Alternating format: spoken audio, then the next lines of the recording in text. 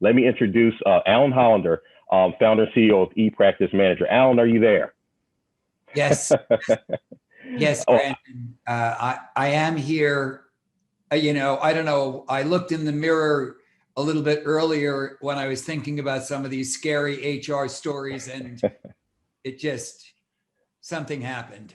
well, I'm not going to say you look bad. I'm just going to say that one of my favorite movies growing up was Back to the Future, and I'm really feeling nostalgic right now. Really feeling a lot of, Doc Brown, 1.21 gigawatts of electricity right now. But that's all I'll say. I won't say you look bad though, Alan. But thanks for joining us.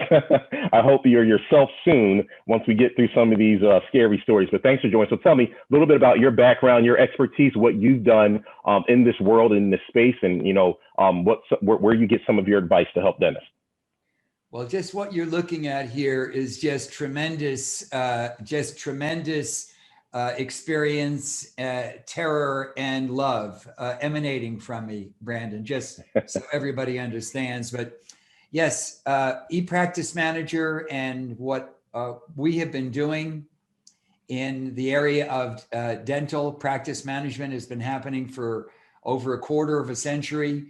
We have tools and resources. Essentially, what they do is they help a doctor or practice owner, anybody who's managing, be able to focus on patient care, because our systems and tools take it off of the doctor's plate, if you will, and allow the doctor to focus on what they want to do and what they should be doing, which is treating patients and taking care of patients. So in other words, treating patients is more fun than dealing with a lot of the HR and operational issues and drama sometimes that goes on in a practice, I guess.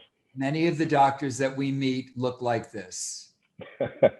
Well, I hope we can help change this. So I'll be sure at the end, before this is over, to ask you a little bit more about your company and the things you do to help dentists. I'll tell everybody, ePractice Manager is an awesome key resource and sponsor of the Dental Nachos Group, and they've been a great resource for dentists in the group and have some cool stuff to talk about with you later. But I want to dig into some of these questions that I've been getting and some of these topics about these spooky HR stories. So let me ask you this. What would you say are the main annoyances you hear from dentists about what they have to deal with regarding HR issues? Maybe the top two or so annoyances that you hear about.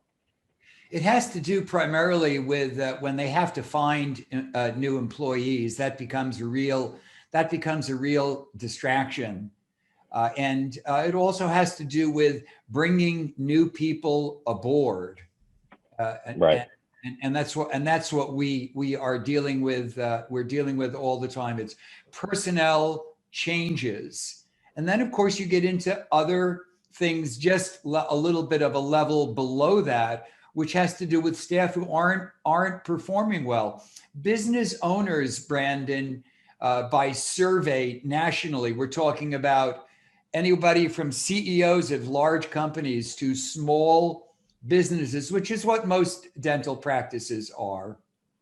Right. Are concerned about employee monitoring performance, and they don't have tools and resources to do that in most cases. You know what? You bring up a good point. And before you go further than that, because you brought up two really big ones. You brought up the onboarding, and then you talked about the managing the performance of employees. So let's get into that onboarding, because to me, there's two components to that. On one hand, it's the recruiting and hiring of the staff, and the other hand, it's the actual onboarding them into your system once they get there. What's the harder part? Or are they equal? I mean, what would you say? Is it just finding the person, or is it really getting them acclimated to the practice? It can be finding the person. It depends where they are in the country. There are areas where it's a little bit more difficult, and there are shortages. There are shortages right now. But if an individual is good at recruiting, they're going to recognize, Brandon, when you have a diamond in the rough. That's somebody in front of you that you're interviewing that somebody else might pass up on, but they have the basic tools, the intelligence and the communication skills to really develop into a good employee. And doctors sometimes and office managers don't hire that individual because they don't have the training tools in place. So Got it. yeah, if you have the training tools in place, good job descriptions, good onboarding systems. You can take an individual who's got the basic personality and you can train them and have them up and running in 90 days. So that really is a great way of putting this. So, you're killing more birds with one stone by having a systematic onboarding process in place, because not only is that going to help you with the team members that are there or that have already been hired, but it's also going to help you, like you said, find that diamond in the rough. And I know exactly what you mean. As a person who has hired and onboarded people, not in the dental office, but in other businesses that I've been involved in, I know exactly how often it is that you may see talent. They may not have all the experience, but you see the talent and maybe you can't hire them because your company or your office does not have the systems in place to onboard them. That's such a great point. So let me ask you this other thing, because someone asked me, the other day, find out the first thing that everybody should do. So if there was just one thing, every dentist, every, office manager, every practice right now, what's the one thing and the first thing they can do right now to get themselves on the right track with these HR and operational issues? Well, they need to designate somebody other than the doctor to be the person who oversees personnel and matters like this. Doctors don't, they don't want to do this. I haven't met a doctor who said to me, hey, the reason I got into dentistry is because I love to manage. I really want to run a practice. Right. That's not why that's not the passion that got them through their extended and difficult and all the challenges of being educated and getting through residencies. So I know Dr. Nacho Paul, he's going to love the fact that I'm using this example because he says it all the time, this quote, but that everything that matters needs a system and everything matters. So, and it also kind of ties into, one of my favorite books in Paul's too, because he talks about it, the E-Myth Revisited by Michael Gerber, that just talks about how no matter how big or small your company is, it could be a mom and pop, it could be a large corporation, you have to have an organizational structure and systems in place that are turnkey. And you want to run your business, whether great or small, basically like, almost from the franchise model or in a model where you could easily just sell it as a turnkey operation. So to your point, I completely agree. And I hope everyone listening agrees and understands. And any questions, comments, please share in the chat. I know some of the team members from Dental Nachos are there in the chat. Amanda, Natalie should be there to kind of pull those questions together, and maybe we can answer any at the end, or Alan can answer any at the end. Also, there's going to be information in the chat just about how to reach out with Alan. Also, there's some prizes in there that we're giving as Dental Nachos for taking the time to join us and listen to this today. So by all means, please interact and be active in the chat. So now, let me ask you this. Now, this is kind of weird, but you hear it sometimes. Should practice owners be concerned that some of their employees are too good? In other words, how do you keep good talent? How do you keep somebody from taking that good talent? Do you just pay them more? What's the remedy? Is there a formula? Got to go dark on this, man. That is. I was about to say, did that question strike a nerve in you? Because now that just put me into a state of terror. Terror. Those are bodies in the back of the dungeon here of doctors who just didn't know how to deal with that. Well, look, you develop a team starts from the top. It's top down. And, we discussed earlier that the higher the position you're trying to fill, Brandon, the more difficult it is because it's a greater level of responsibility. Right. So, I can completely relate to that. I have a background in banking. I used to manage branches.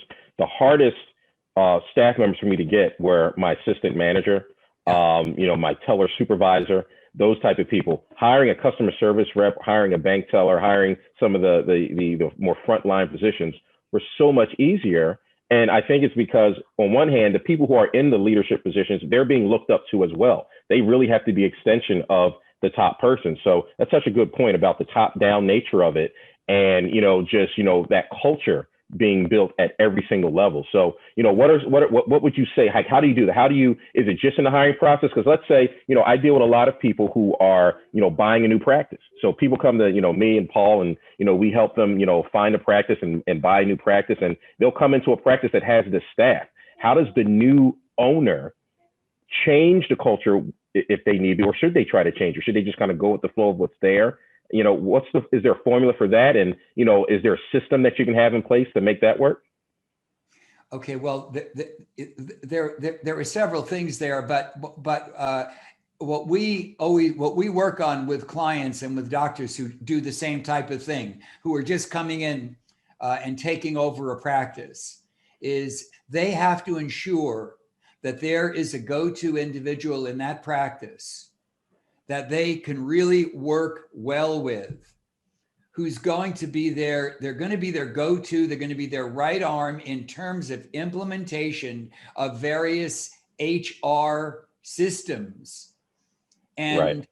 they have to have some type of job description for that person that lays out exactly what they need to do, because that when you're building a practice, you have to have the first building block for a doctor is they have this go-to individual that they can really count on. Sometimes it's a relationship that has to build over the years, but we work a lot with clients to make sure that the owner of the practice knows how to properly interact with this individual, nurtures them, and really makes them into this resource. And that's kind of that top-down approach. And from there, it can get much simpler.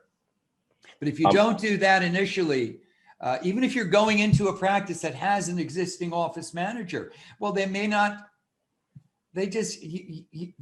click with you, or you may not click with them. And those things have to be evaluated very, as first order of business. What is easier? If you get into a practice and you realize that, the culture of this practice is just not what I want for, now hopefully you would have figured that out before you bought the practice. Hopefully you didn't want to own a practice so bad that you just bought the practice. I think we're getting into some other type of conversation here because your face has changed again. Some very scary stuff, man. This is freaking. I hope nobody's afraid of Dracula or vampires, but so you've got this practice. Hopefully you made a better choice in picking your practice, not just by, the financial, implication and the location and all the numbers. Hopefully you feel like the staff and the culture of the practice is something that you want, but now you're there and the culture is not what you want. Is it easier to start the process of managing people out, searching for new people and cleaning house? Can you convert any culture in the practice? Good question. If you're this guy, of course you can. But here it's top down. So does this new owner have a clearly laid out mission, a clearly laid out set of guidelines and standards by which he or she is going to operate going forward? You have a whole bunch of staff who are probably nervous about this new individual coming in. The new doctor has to be able to state clearly what their mission, what their objectives are, what their plans are in general, and lay these out for the staff. And then here's what will happen. If the doctor lays those out properly, staff who want to stay there, who can buy into that, they'll stay there and they'll become good employees. Those who don't necessarily agree, they'll stand out and they'll show up, and more than likely they will just opt to go someplace else. But it starts with the owner laying out what these guidelines are. And then, of course, the sooner he or she can get that individual in who can help them implement whatever they're trying to do, then this practice will gradually start to improve and the culture will start to develop quickly.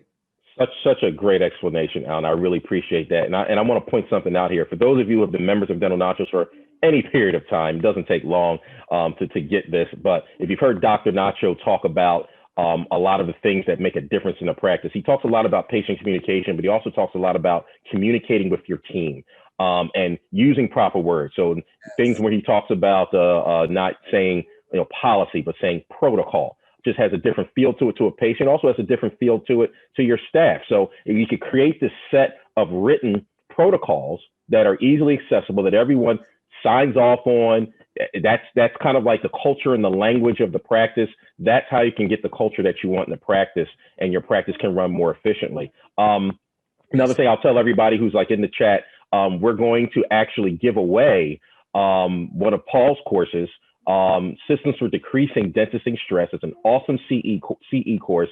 There's going to be a code. You can use the code 50 Nachos to get that course for free. Information about that will be put into the chat. So 50 Nachos, Systems for Decreasing Dentistry Stress.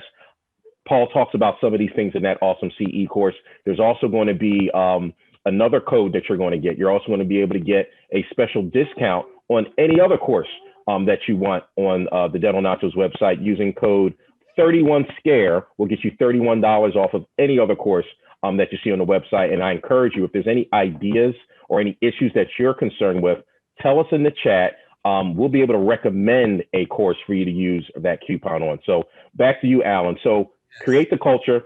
I want to say hi to Alan and you guys. Alan, hey, Paul's here. Yeah, two things. One, I can now retire from webinaring because you guys have it. And Alan, who comes to someone's webinar house and one-ups them? It's like bringing better pasta to someone's house. So that is really outstanding what you got going on. I'm enjoying the content and the fun, everything nacho-y. So I'm enjoying just sitting back here, eating nachos, letting you guys do the hard work.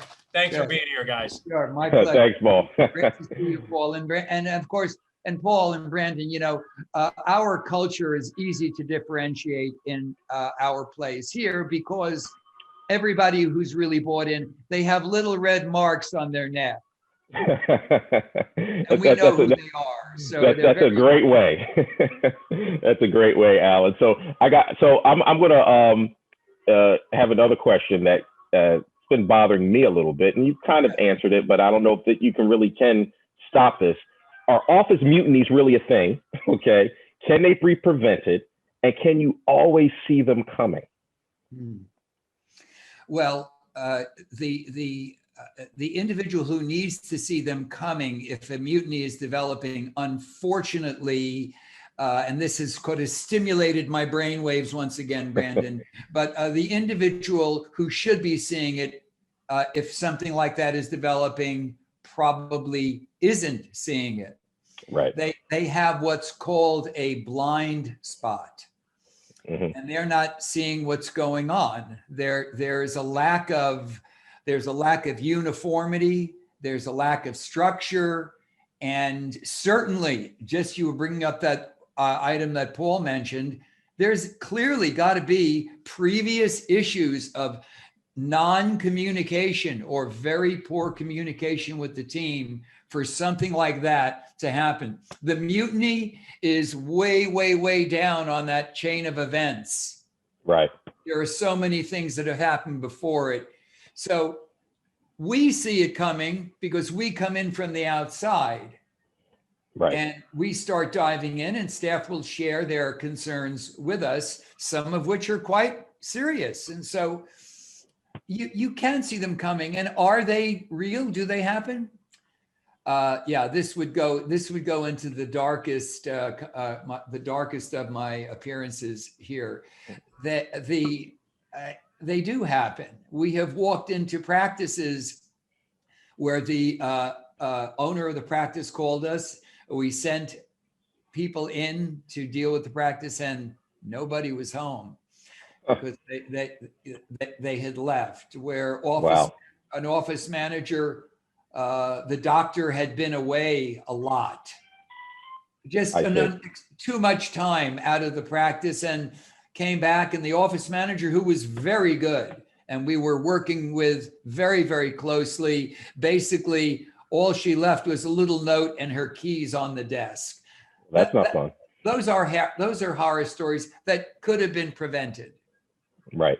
And would you say, once you have those protocols in place, once you have that system, that written system for everybody to follow, is it daily team huddles? Is it, weekly meetings? What would you say is the secret, if there is a secret sauce, to preventing it from getting to that point, or to at least make sure that, the dentist or the owner is aware of things going left once they start going left?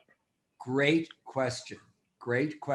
And it's the regularity and the reminders of why you're there that keep people there. People don't stick around because of money necessarily. Money is only a factor when somebody just isn't making what they need to be making, then it Right. becomes a factor. Then they're dissatisfied with their pay, as Right. opposed to being satisfied with it, and they'd enjoy making more and getting bonuses that should be paid if they're appropriate.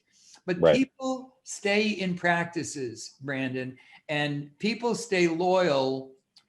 Study after study shows, because of factors like sense of achievement, self-importance, self-esteem improves, learning more skills, recognizing that they are becoming more valuable to the practice and to themselves as a result of being where they are. That's why people stick around. Right. I agree. I can definitely relate to that. And, I got one more question for you, but, before we go into, what you recommend and what you can do to actually help dentists and dental offices with some of these issues. But I want to let everybody know that this content, if you register and you want to see it again, we'll be able to get you a recording. For those of you who are members of NachoFlix, this will be put on the NachoFlix platform. If you're not a member of NachoFlix, don't know why you wouldn't be, but if you're not a member of NachoFlix, NachoFlix is an awesome platform that we have. It's a monthly subscription service that you pay monthly, and you basically a very small amount, and you get access to all the new content, CE, non-CE content, great advice and tips and resources like this that Alan is doing on that platform. You can actually get a free month of it if you, and we'll put this in the chat with the code FREEFLIX. There'll be a link to get NachoFlix, and the code FREEFLIX will get you a free first month of NachoFlix. So here's the last question. This really came from the Facebook group. A lot of interesting conversations going on in the Facebook group, a lot of real life conversations. And here's one that came up. So a local dentist, this is from a dentist, saying a local dentist just contacted my lead assistant and tried to headhunt her for a position in the practice. My question is that ethical? Is it reportable? Would you do anything? Do you contact the dentist? Do you contact the licensing board? I've never dealt with something this egregious. Thankfully, my employee is loyal and literally a godsend to the practice and told me about it. Her concern was also about the ethics. So talk to me about this, Alan. And now I'm kind of scared of you right now with that look. But talk about this, Alan. Is this a thing? I know it's a thing, okay? Do you prevent it? I mean, obviously this person was a loyal employee and didn't like the fact that they were being headhunted this way, but we know that's not always the case. Money talks. You got people who will come in, offer you the world. You've got corporate DSOs who will come in and offer you, a bigger benefits package. And what do you do? What does the local dentist in this case do to prevent this from happening? Good question. As you can see, that was very upsetting for a moment there. Okay, so look, first of all, to the doctor whose employee stuck around, that's great, because clearly that there was a sense of loyalty there. People will job hunt, or they'll be open to those types of communication if they have any sense of dissatisfaction where they're working. You can't control, unfortunately, even if they are unethical or unacceptable actions of other people. It's very, very difficult to do. What do you do to prevent that from happening? You do it in-house. You build your staff. You empower your employees with achievement, with training, with improving their skills. They have a sense of growth.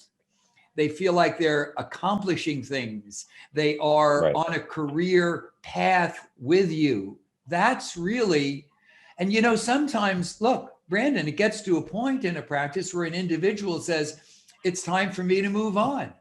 Well, a good employer, if they've done everything they can for that individual, they should, with their blessing, send them off to a dental hygienist school or dental school or whatever career path they're going on. That's a win, not a loss. So I've seen individuals and practices, and obviously this doctor who mentioned this has that sense of loyalty, certainly from that employee who didn't even think about it. Do you contact the other doctor? Oh, I think if they're trying to poach regularly, perhaps.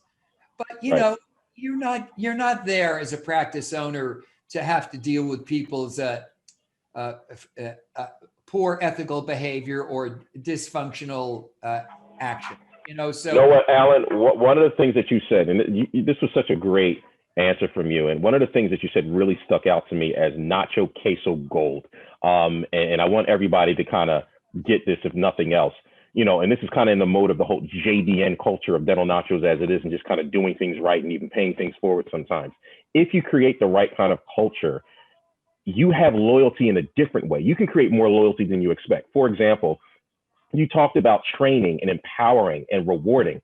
I've worked in several different industries and several different parts of corporate America. And one of the things that always would bother me, more so than my compensation at times, was, am I growing here?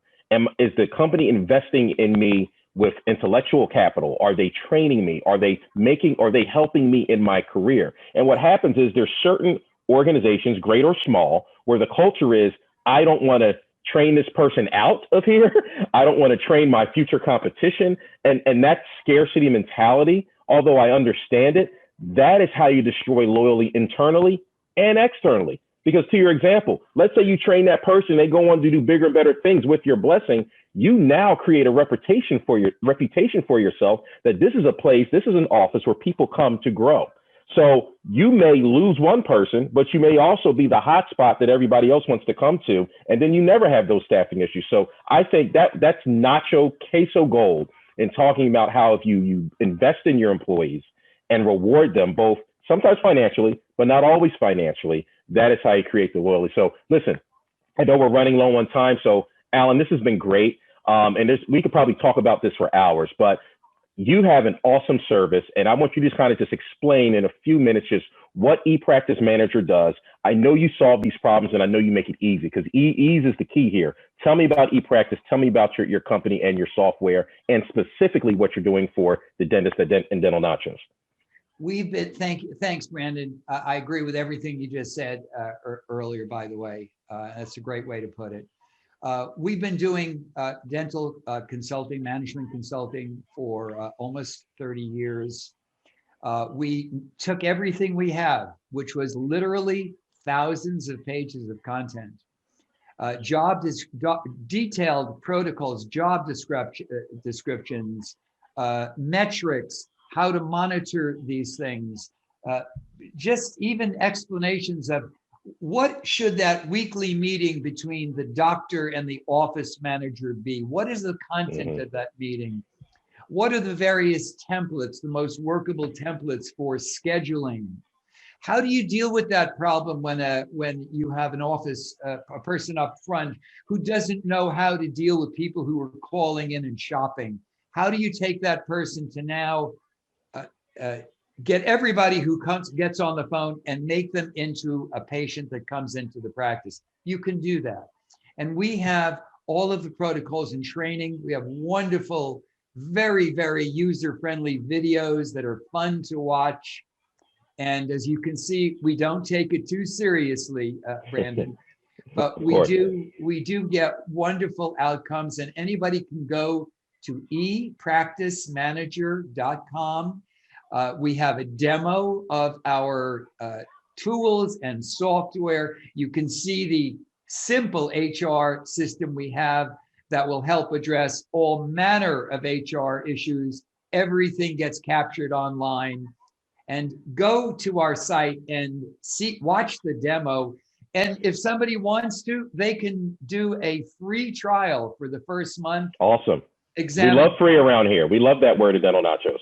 Don't we all? And they can try all of our wonderful resources and see if they like it. And you know what? They can download and use whatever they like, whether they opt in or not. So no risk free trial. Not that it's a big risk anyway. This is an affordable service that you've provided to make it very easy for people, but it's a nacho brainer. Everybody listening, tell everyone that you know, free trial of ePractice Manager Services. There's going to be a link in the chat. If you're watching on Facebook, there'll be a link in the comments to get that free trial. So please click on that link. take the demo. This is so easy. It's so needed. You'll be very thankful that you did it. I want to thank Alan for joining us. So Alan, are you going to be stuck looking this way? Because I feel better now. So hopefully you feel better. I mean, I know you were kind of spooked earlier. Just hearing this conversation and some of your solutions has made me feel better. Are you feeling better? I'm feeling much better. And I'd say I'm back to myself now. As in Dracula? Exactly. All right, Alan, this is awesome. If anybody wants to reach you or your team, what's the best way to reach you? Well, we can be reached through info at epracticemanager.com. We can be reached there. We can also here. I'm going to go to myself here just for kicks and just not to wow. That's the Alan that I know. Hey, yeah. Hey, no, we can be reached at epracticemanager.com. I can be contacted by phone 888-288-1705 is a number that will come into us. Your call will come to either myself or whomever you want to speak to. We do free consultations all the time. We're happy to just answer people's questions when they call in and give them some help when they need it. And at the right time, they can avail themselves of our services, or we just get the joy of just helping somebody out. So that's Alan, ALAN, at epracticemanager.com or info at epracticemanager.com. And the number is 888-288-1705.